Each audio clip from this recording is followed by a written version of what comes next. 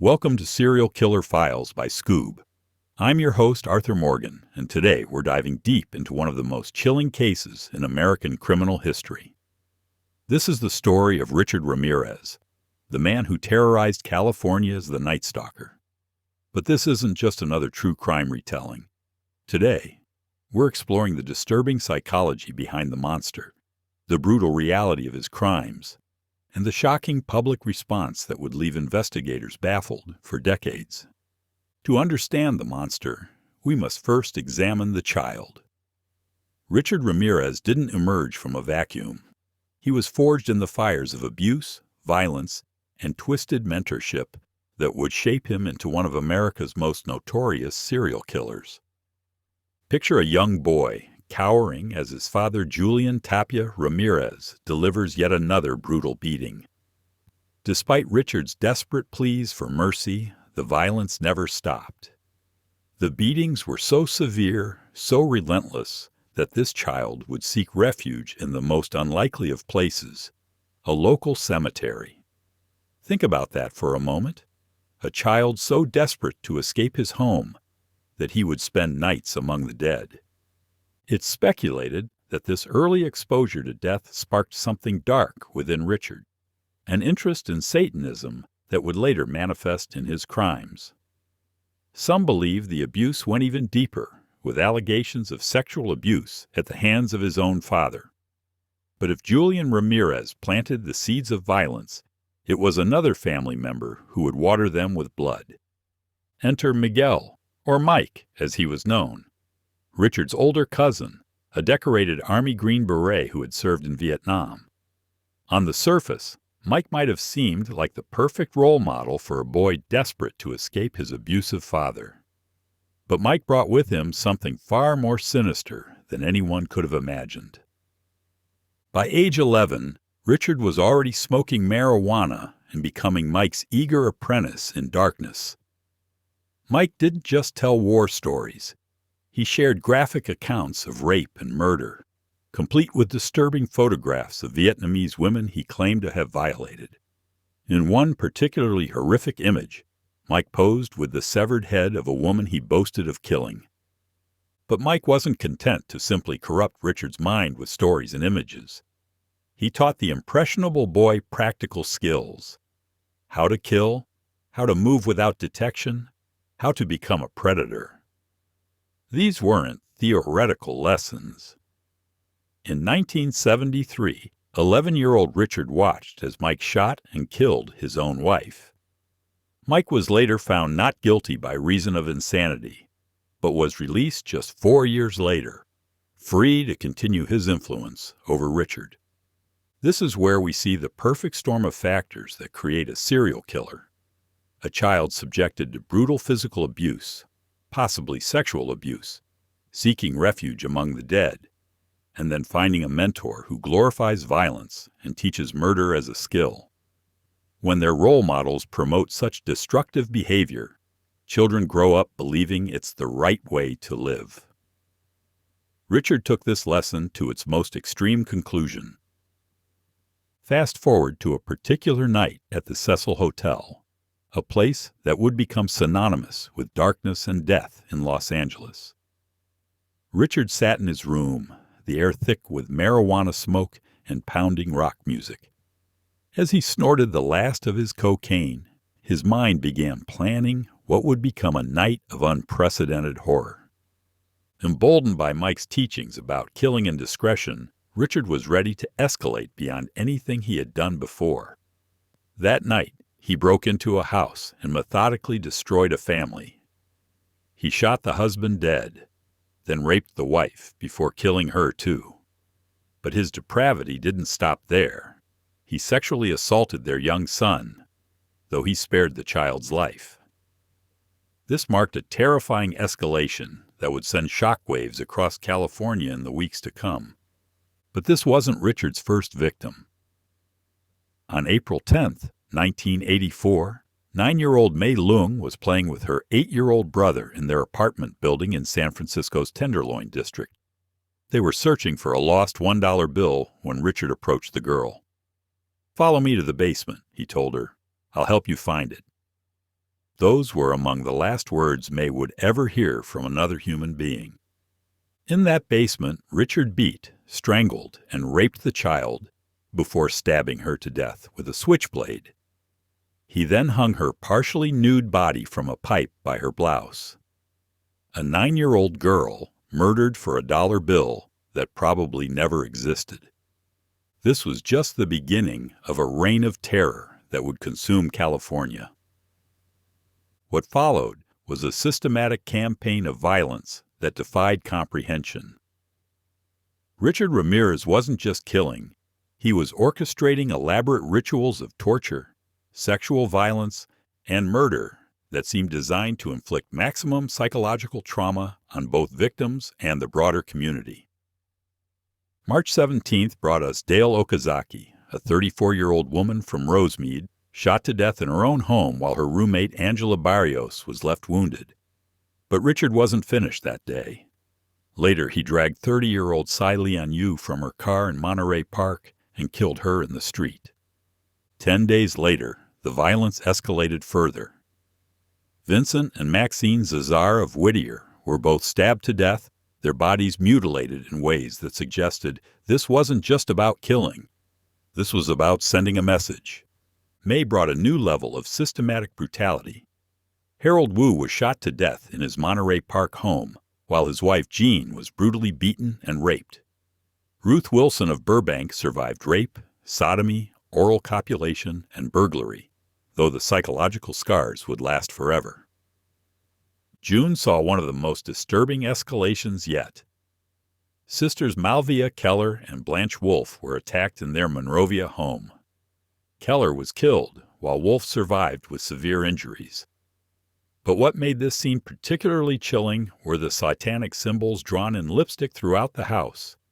Richard's calling card, his way of claiming responsibility for the horror. By month's end, Patty Elaine Higgins was found dead in her Arcadia duplex, her throat cut. July became a month of pure terror.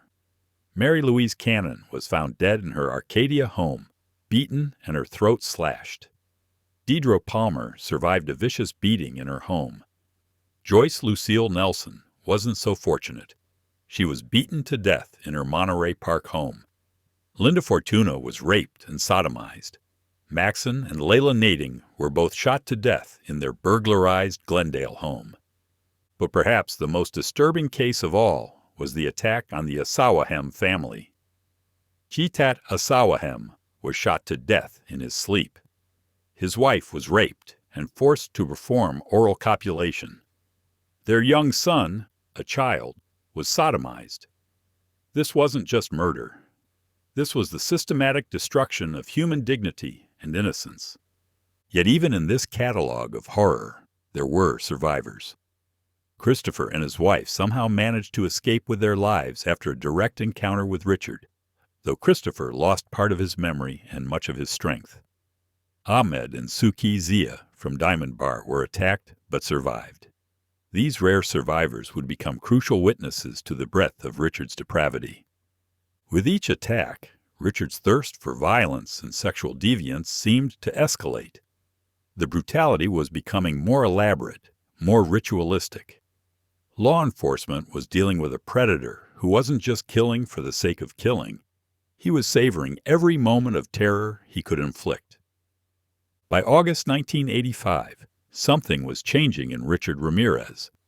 His mental state, already fragile, began to deteriorate dramatically.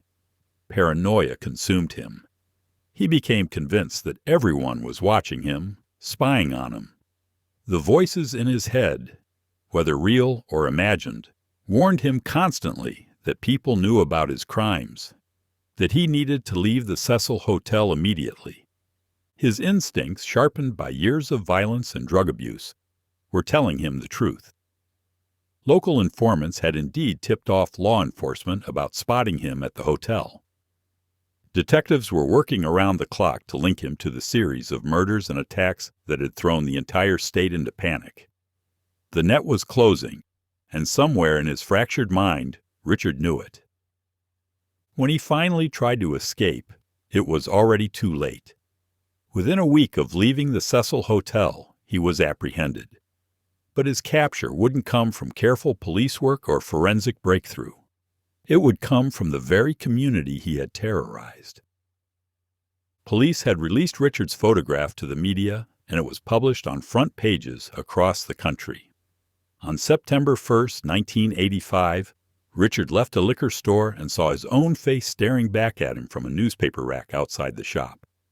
The headline was stark and damning: multiple murders, all linked to him. That photograph sent him into an immediate panic. Local residents had been studying those newspaper photos, memorizing the face of the man who had turned their neighborhoods into hunting grounds. When they saw Richard running through the streets, recognition was instant. The hunter was about to become the hunted. What happened next was something law enforcement had never seen before: an entire community rising up to capture a serial killer with their bare hands. Richard, desperate to escape, tried to carjack Angie Della Torre, intending to steal her car and flee the area. But Angie's husband Manuel witnessed the attack. Without hesitation, Manuel grabbed a piece of broken fence and began beating Richard with it. That was all the signal the neighborhood needed. More people joined the chase. Word spread like wildfire through the streets. The Night Stalker was here, and he was trying to escape. Residents poured out of their homes, some armed with whatever they could find. Richard found himself running not just from police, but from an entire community that had lived in fear of him for months. He was caught, beaten, managed to break free, only to run straight into another resident wielding a barbecue grill cleaner. Caught again, beaten again. In desperation, Richard shouted in Spanish, "It's me, it's me, it's me. I'm lucky the cops caught me." Those words were more prophetic than he knew. The mob was growing larger and more violent by the minute. If police hadn't arrived when they did, Richard Ramirez might never have made it to trial. When officers finally reached him, Richard was bruised, scratched, and bleeding from several gashes on his head. But he was alive. As they escorted him to a patrol car, an estimated crowd of 500 people had gathered, shouting, "Kill him! Kill him!" The community's rage was palpable, their desire for immediate justice overwhelming. At the Hollenbeck police station, detectives Paul Tippin and Leroy Orozco conducted the initial interrogation. Due to his rights, they couldn't directly discuss the murders, but they spoke with him for hours. Their conclusion was chilling in its simplicity. Richard Ramirez had evolved from a petty criminal into a sophisticated predator. When they touched on the subject of his father's abuse, Richard's reaction was telling, visible distress that confirmed what they already suspected about his childhood. Once formally arrested and charged with multiple counts of murder and attempted murder, Richard Ramirez revealed his true nature. Gone was any pretense of remorse or humanity. He returned to an arrogant demeanor that seemed to feed off the attention his crimes had generated. The courtroom became a stage for Richard's final performance, and he intended to make it as disruptive as possible. During proceedings presided over by Judge Tynan, tensions ran high as Richard consistently tried to derail the process. When the judge proposed a 10-day period to prepare for a jury polling motion, Richard's reaction was explosive. "I won't come back in here again. You understand that?" he shouted at the judge. But he wasn't finished. "This trial is a joke. Fucking asshole. Piece of shit." The scene that followed was chaos.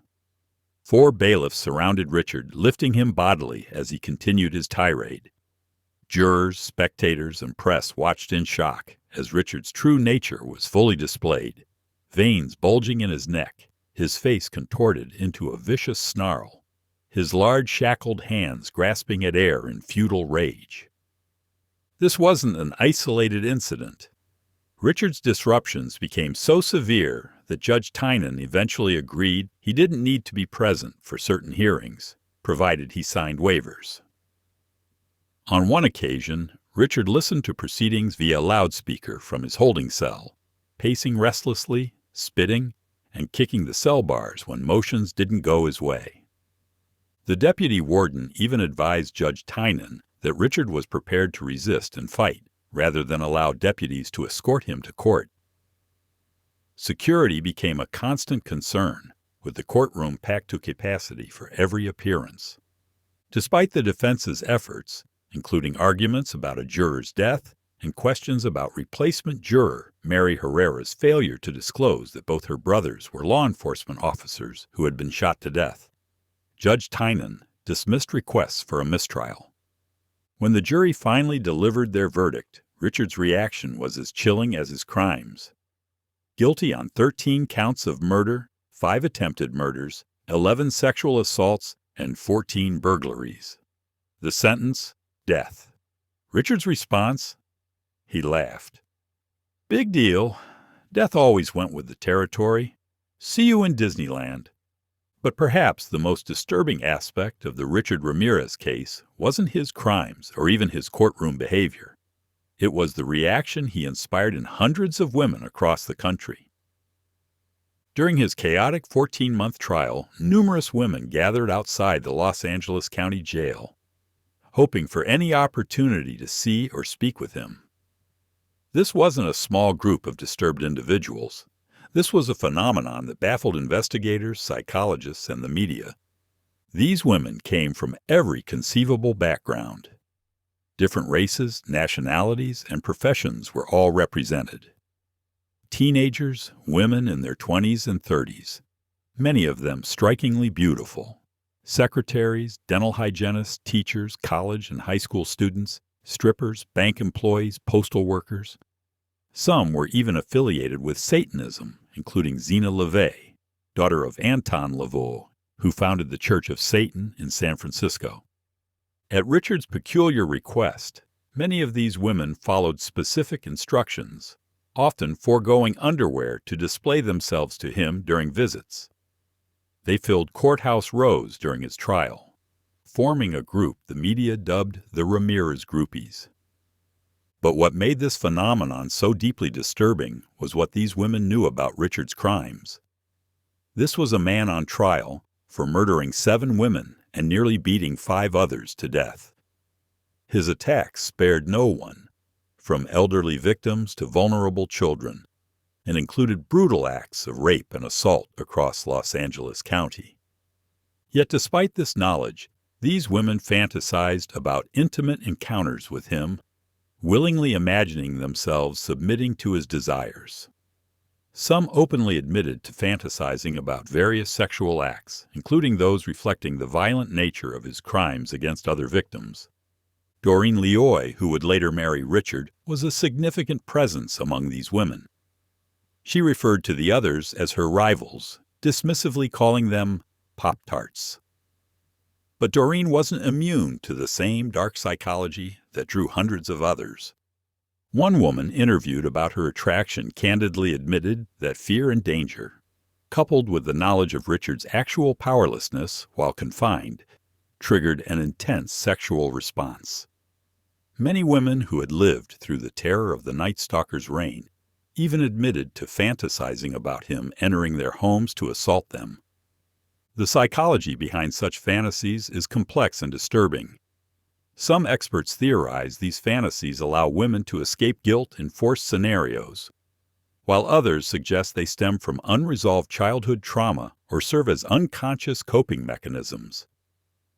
In societies with tight constraints on sexual expression, some researchers argue that even criminal acts like rape can perversely become a form of erotic stimulus for certain individuals. These women came from around the world: Russia, England, Israel, Malta, Norway, Denmark, Finland, Italy, Germany, Japan, France, Holland, and across the United States. They sought his address, requested visits, and craved insights into his personality. The magnetism Richard seemed to exude continued to draw women's fascination, leaving many astounded by the depth of his appeal despite his heinous crimes. Richard Ramirez spent years on death row at San Quentin before dying of cancer in 2013, never once showing remorse. To some, he became a dark celebrity, a symbol of our twisted fascination with evil. But behind the Night Stalker legend lies something even more unsettling. A broken child turned into a monster by abuse, neglect, and the chaos around him. What really creates evil? Is it nature, nurture, or something darker lurking in all of us?